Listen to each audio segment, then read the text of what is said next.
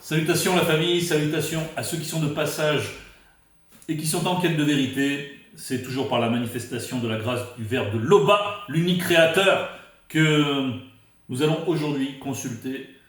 Donc, Kalatan Dimsi, on peut aussi aller dans Kalatan Bale pour suivre. On va aller dans Mienge au chapitre 15, mais tout d'abord, sachez que vous pouvez vous procurer ces ouvrages. Donc, sur le site leséditionszululassan.com, vous tapez ceci dans la barre de recherche et vous accédez au premier site référencé. Et il y a en ce moment aussi un nouveau rouleau qui est disponible et donc moi je vais bientôt le recevoir et bon, je le présenterai peut-être la prochaine fois. Donc il y a une quantité énorme de science qui est déversée parce que Zululassan est ici dans le visible et nous instruit et nous donne d'immenses révélations et confond les religions qui sont basées sur des écrits frelatés, qui sont des copier-coller avec moultes erreurs, moultes trafics pour des vils intérêts. Mais nous avons accès à l'écriture originelle, restaurée pour nous en cette époque décisive par la manifestation de la grâce du Verbe de Loba. Donc, on va aller dans Mienge aujourd'hui, au chapitre 15. Mienge, ça va correspondre à Psaume. Ce sont les chants traditionnels et combats spirituels. Et au chapitre 15, c'est intitulé « Ce que le Verbe de Loba demande aux fidèles ». Ce que le Verbe de Loba demande aux fidèles. Donc là,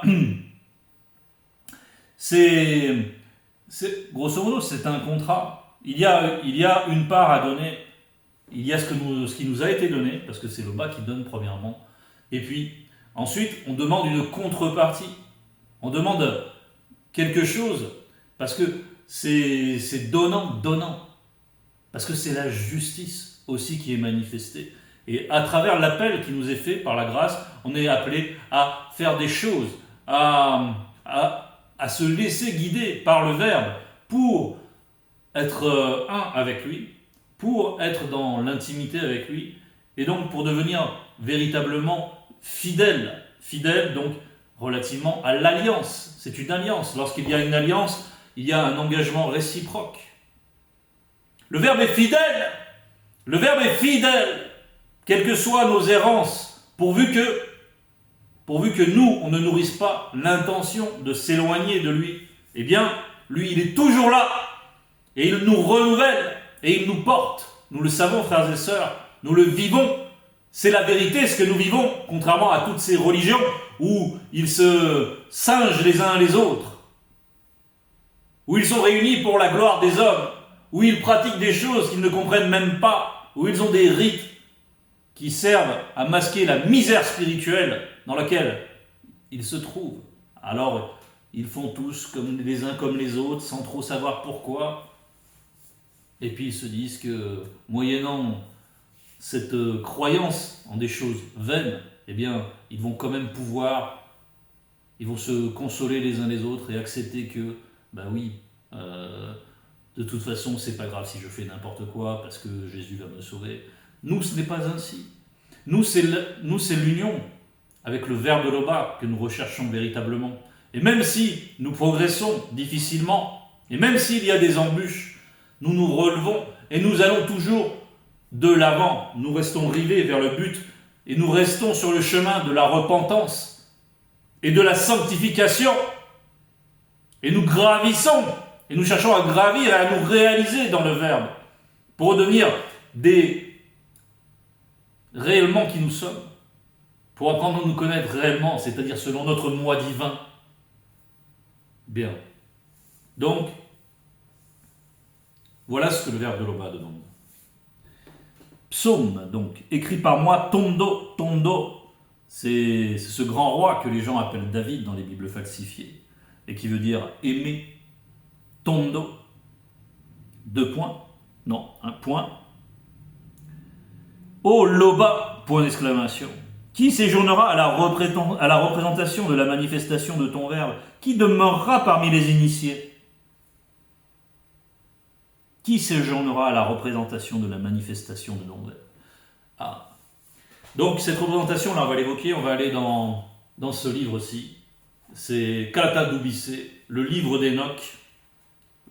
Ça, c'est la version véritable, c'est pas tout ce qu'on peut trouver où on peut voir, où il y a beaucoup de semences de mensonges à l'intérieur, mais il y a des éléments aussi, des vérités. On parle d'ailleurs, le deuxième né de la création est d'ailleurs évoqué dans certaines versions, mais tout ça a été falsifié. Et ça, c'est le rouleau originel, restauré, la vérité pure, sans contradiction.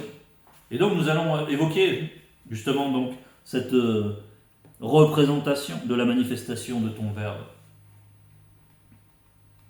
On va prendre donc le verset 871. Et lors de la manifestation de la représentation spirituelle de l'image des deux, donc de Jokisabe, qui est le premier-né, de Zululassan, qui est le deuxième-né. Et lors de la manifestation de la représentation spirituelle de l'image des deux, tous ceux connus qui seront approuvés par l'entité connue sous le nom de l'arbre de vie, virgule, le principe substantiel des vies, entre parenthèses, livre de vie, verront la manifestation de la gloire de Tété par eux. Donc, on est appelé à contempler la manifestation de la gloire de Loba, l'unique créateur, par eux, à travers les deux, parce qu'ils sont un avec le Verbe. Et voilà ce à quoi nous sommes appelés. Et tant d'autres demandent là, mais qui pourra participer de cela, de cette grande gloire? Parce que la contempler, c'est aussi en faire partie.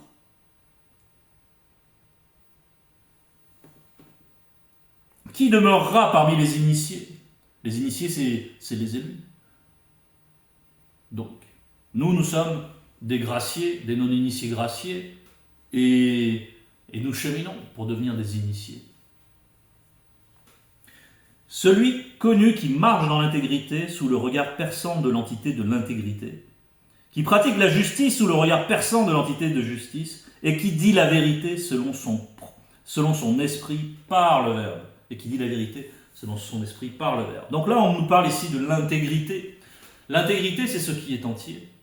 C'est-à-dire celui qui va vraiment consacrer ces trois êtres, qui va les unir par le pouvoir du Verbe de Loba, parce que tout seul, c'est impossible. Toutes ces fausses spiritualités qui prétendent qu'on peut arriver à l'harmonie, etc., entre nos trois êtres, c'est impossible sans le Verbe de Loba. Parce que depuis la chute, il y a eu une inimitié entre l'esprit, l'âme et le corps. Il y a une discordance.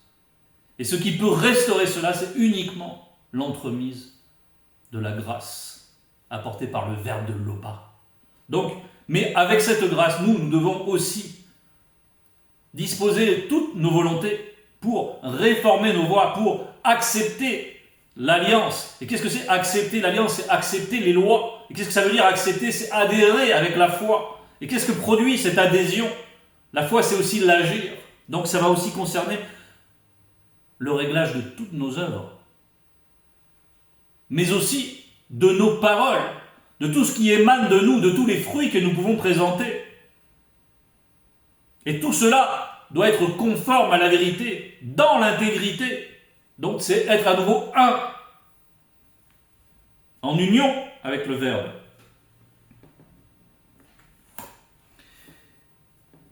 On voit donc que ça concerne qui pratiquent la justice. Donc là, on nous parle vraiment de changer nos comportements, de réformer nos voies, de travailler en profondeur dans la méditation, dans l'introspection, pour ne pas laisser les mauvais sentiments reprendre le dessus, mais plutôt pour faire mourir les mauvais désirs. Pour les faire mourir afin que seul le Verbe de Loba nous renouvelle, nous rende intègres, en union avec lui, en harmonie avec lui. Et seule cette partie sublimée va dominer sur le reste. Et cela va se traduire aussi par des paroles qui dit la vérité selon son esprit par le Verbe. On peut voir là, par exemple, dans Mienge 17, au verset 3, qui dit, c'est toujours Tondo qui s'exprime et qui parle à Mutatedi, parce qu'à son époque, c'est quelque chose qui se faisait. Si tu sondes mon cœur, entre parenthèses, la conscience du cœur, si tu la visites la nuit, si tu me mets sur la balance, tu ne trouveras rien. Ma pensée n'est pas autre que ce qui sort de ma bouche. C'est-à-dire qu'il y a une pleine uniformité entre son intériorité et ce qu'il manifeste ensuite vers l'extérieur, par la parole. Il n'y a pas une façade, il n'y a pas une hypocrisie, il ne va pas y avoir la ruse dans tout cela. Donc, c'est ça aussi l'intégrité. C'est ne pas faire semblant. Parce que faire semblant, c'est déjà être aux prises avec l'antivérité. C'est déjà mentir, faire semblant. Donc, rien de tel. Maintenant, ça ne veut pas dire qu'on est obligé d'être absolument transparent, de dire tout ce que nous avons en nous-mêmes et de le mettre devant les yeux des insensés, le faire entendre aux yeux des insensés. Parce qu'on ne va pas proclamer la sagesse à des gens qui manifestement sont acquis à des choses mauvaises, cautionnent de mauvaises choses et les défendent, corps et âme, comme ils disent, parce qu'ils méconnaissent même ce qui se passe avec leur esprit, parce ils renient ce qu'il y avait dans leur esprit. Mais bon, on aura compris donc que, on va parler d'ailleurs de ceux qui se comportent de cette manière, mais c'était juste pour dire que il faut tout faire néanmoins avec sagesse. Cette transparence-là qui est évoquée ne nous oblige pas à dire tout ce que nous savons, à montrer notre richesse spirituelle, à parler à tout le monde aveuglément de Zulu Lassan. Non, on va choisir. Parce qu'on a eu l'éclairage, parce que le Verbe nous guide dans le discernement. On va observer les gens dans ce qu'ils font. Et si on voit quelqu'un qui est soucieux, qui fait attention à ses œuvres, qui a déjà une terre qui est meilleure, qui n'est pas contaminée, qui n'adhère pas à toutes les choses du monde, à toute la folie de ce monde, et qui au contraire cherche à se dire mais à quoi ça sert l'existence, il faut quand même essayer de s'améliorer, qui est quand même tourné comme ça, là peut-être on va lui donner avec mesure des choses, lui présenter le Verbe progressivement, le faire réfléchir, le questionner et lui donner.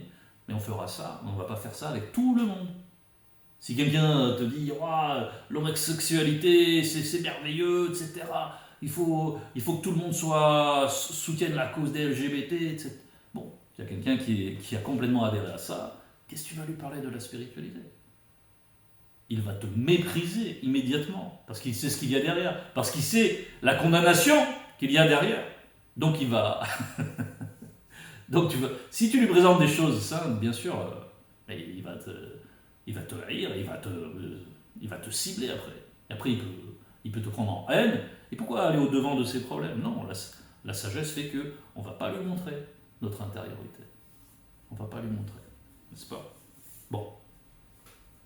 C'était aussi pour compléter quant à cette transparence. Toujours est-il qu'on ne va pas faire semblant pour autant. On ne va pas faire semblant, faire « Ah oui, ouais, t'as raison », et puis dire « Salut », comme font les hypocrites, et puis dire « Ouais, c'est pas grave, moi ça m'empêche pas de penser ». Non, on ne va pas cautionner, on ne va pas lui dire « Oui » quand il est en train de... On va dire « On ne cautionnera pas ». On va juste se détourner de lui le plus vite possible, car dès que ça nous est donné, hop, on va voir ailleurs. Voilà, parce que dans les circonstances de travail, parfois on est obligé de fréquenter des personnes mal disposées, pas forcément sur ce thème. Mais voilà. On ne va pas faire semblant, on ne va certainement pas cautionner non plus. On va certainement pas... on va se conserver. Dans ces moments-là, on va penser au Verbe. Qu'est-ce que le Verbe qui me sonde pense de moi? Comment dois-je me comporter dans cette situation pour honorer le Verbe? Et tant pis ce que les autres pensent. Mais il faut tout faire encore une fois avec sagesse. Parce que le Verbe nous enseigne à cacher notre source parfois, et parfois au contraire à la mettre en exergue. Et ça, il faut utiliser le discernement que nous donne le Verbe. Bien. Verset 3, il ne calomnie point par ses propos, il ne fait point de mal à son semblable, il ne jette point l'opprobre sur son prochain. Donc, ça, c'est l'usage de la parole, selon le verbe qu'on a mentionné au verset 2. Il ne calomnie point par ses propos. Il ne s'adonne pas au congossa. Il ne va pas colporter des ragots. Parce qu'il a conscience que ces paroles-là vont ensuite entraîner des choses. Des dissensions, des discords, de l'envie, de la jalousie. Et le congossa vient plus profondément de ces mauvais sentiments-là. Et il faut réformer tout cela. Ce sont ces sentiments-là, ces émotions-là, l'envie, quand on sent en soi, il faut lutter contre. Et comment on lutte contre? On s'en remet au verbe, on l'expose dans la prière et on passe à autre chose. On ne cultive pas non plus les pensées autour de ce mauvais sentiment. On les met en quarantaine spirituellement. Et on les laisse comme ça dépérir. Et on s'en remet au verbe pour que on ait les sentiments qui sont ceux du verbe, pour qu'on les imite, pour qu'on ressente les mêmes sentiments selon la vérité. Et ainsi, on ne pratique pas le congossa. Et ainsi, on réfléchit avant de parler. Et ainsi, on fait attention à ne pas scandaliser une conscience d'un frère, à ne pas exposer un frère. On va faire en sorte de véritablement prendre soin de son frère, parce qu'on aura des sentiments d'amour fraternel réels. Donc voilà, il ne calomnie point par ses propos, il ne fait point de mal à son semblable. Son semblable, c'est son frère, c'est sa sœur. Et il ne jette point l'opprobre sur son prochain. C'est très très important. Au contraire, on va rechercher la gloire de notre prochain. On va rechercher l'édification de notre prochain. On va rechercher, son épanouissement spirituel. On va se réjouir avec lui de cet épanouissement. Et ça aussi, c'est notre part. Goûter ces joies-là.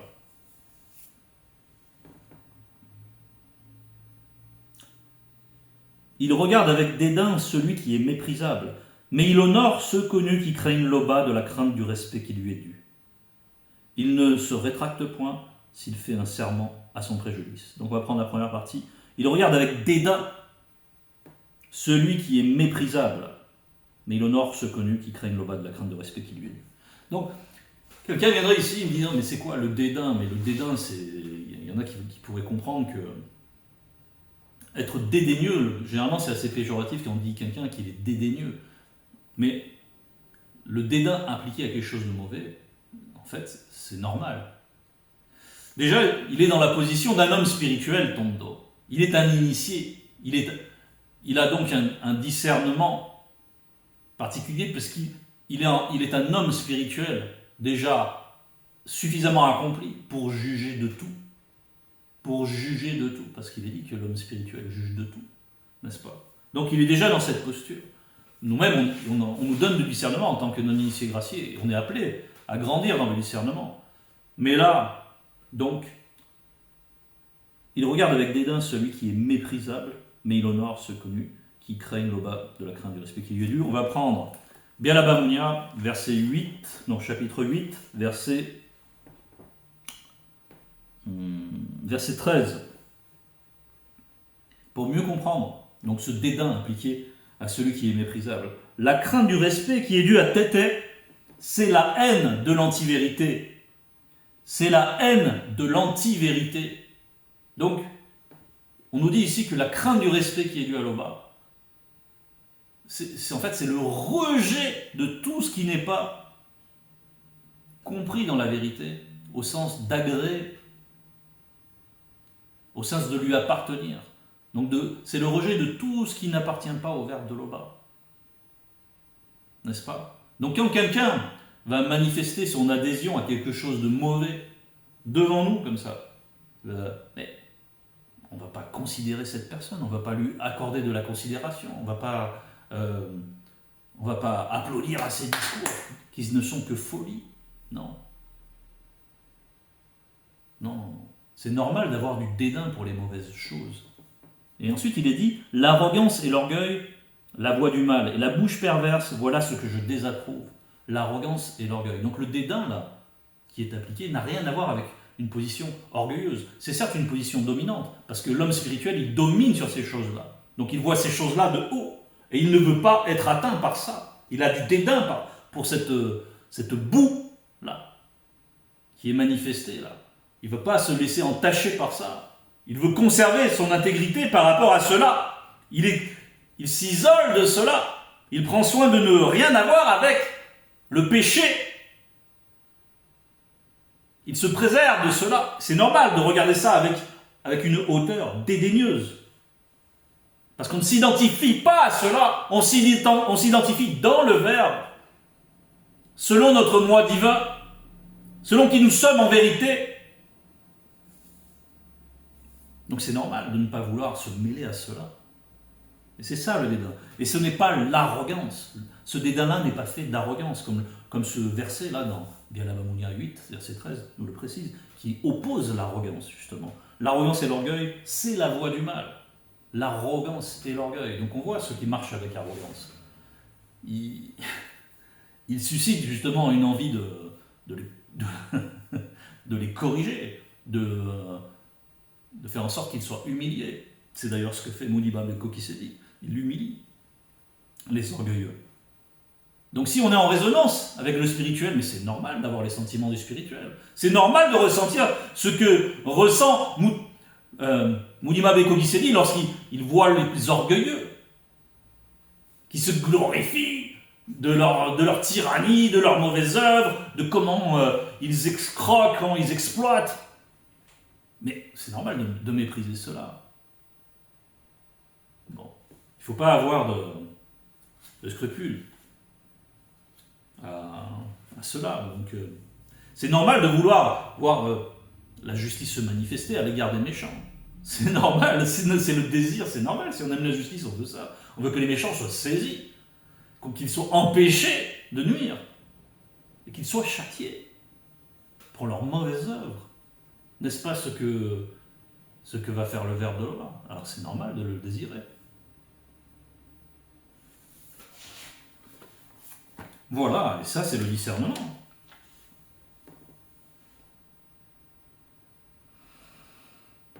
Il honore ceux connus qui craignent l'aubas de la crainte du respect qui lui est dû.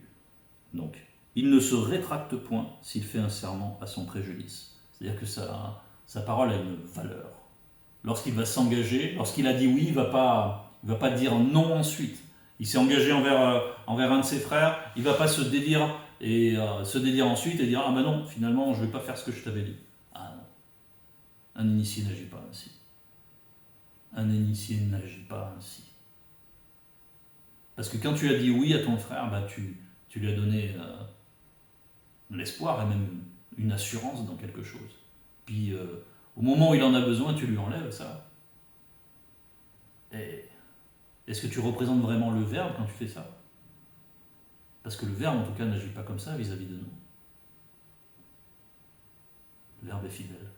Et nous devons aussi apprendre à être fidèles, comme le dit le titre.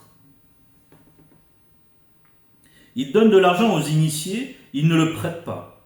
Et il n'accepte point de don contre l'innocent. Celui connu qui se conduit ainsi ne chancelle jamais. Donc il donne de l'argent aux initiés. Donner de l'argent aux initiés, ça va représenter donner de l'argent pour la vie des bassis. Donner de l'argent, c'est-à-dire que celui qui marche dans l'intégrité ne va pas hésiter à mobiliser ses biens afin que le message irradie partout, pour que le rayonnement de la bonne nouvelle puisse être propagé. Il ne va pas hésiter à prendre de sa poche pour cette fin. Lorsqu'il en a, le Verbe lui donne de quoi donner, il donne. Libéralement, et il ne va pas demander ensuite une contrepartie quelconque. Il ne va pas prêter, parce que il est même heureux de donner. Il considère que c'est une opportunité qu'on lui donne. D'abord, c'est d'être en mesure de participer, et c'est une opportunité de réaliser une bonne œuvre. Donc, et on voit aussi qu'il n'accepte point de don contre l'innocent, c'est-à-dire qu'il n'est pas soumis à l'argent. Il est plutôt soumis à la justice. Il n'est pas corruptible par l'argent. Il a conscience que l'argent, bon, ça peut être une bénédiction.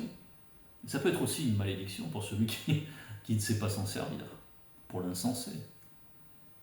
Pour lui, parce que l'argent donne des moyens d'action supplémentaires, mais celui qui n'est pas axé dans le verbe, le fait d'accroître les moyens d'action d'un insensé, il ne fera que se détruire et détruire son entourage. N'est-ce pas?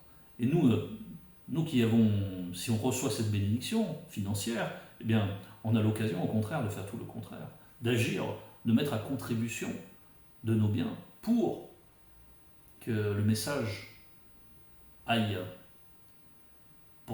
vers celui qui doit entendre, quelle que soit sa localisation géographique. Pour le rayonnement des massifs et du message, et donc du verbe. Voilà. Donc il n'est pas aux prises avec les démons de la richesse du visible.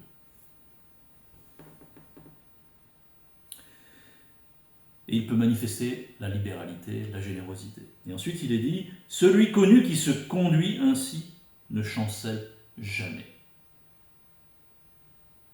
Ne chancelle jamais. C'est-à-dire que si à un moment il est dans l'épreuve, il y aura toujours le verbe pour le maintenir, pour le secourir, pour lui apporter ce dont il va manquer, pour le garantir de toutes sortes de conspirations, de toutes sortes de mauvaises intentions, parce que la bassesse des gens dans ce monde, ceux qui sont sans le verbe, peut aller très loin, parce qu'ils sont pleins d'envie, de jalousie. Juste, quand on est bien disposé spirituellement, déjà il y a une lumière. Il y a une lumière qui émane de nous. Il voit notre bon comportement, il voit notre humilité. Et le fait même d'être là devant lui, on lui renvoie une image négative de lui-même. Notre simple existence les renvoie à eux-mêmes, à leur choix, à leur médiocrité, à leur bassesse. Mais le verbe de l'Oba nous garantira de leur velléité. Parce que le verbe de l'Oba est fidèle. Apprenons donc à marcher nous aussi fidèlement. Soumettons nos trois êtres. Soumettons nos trois êtres! Mes frères et sœurs, tel était le message. Toute gloire à l'Oba.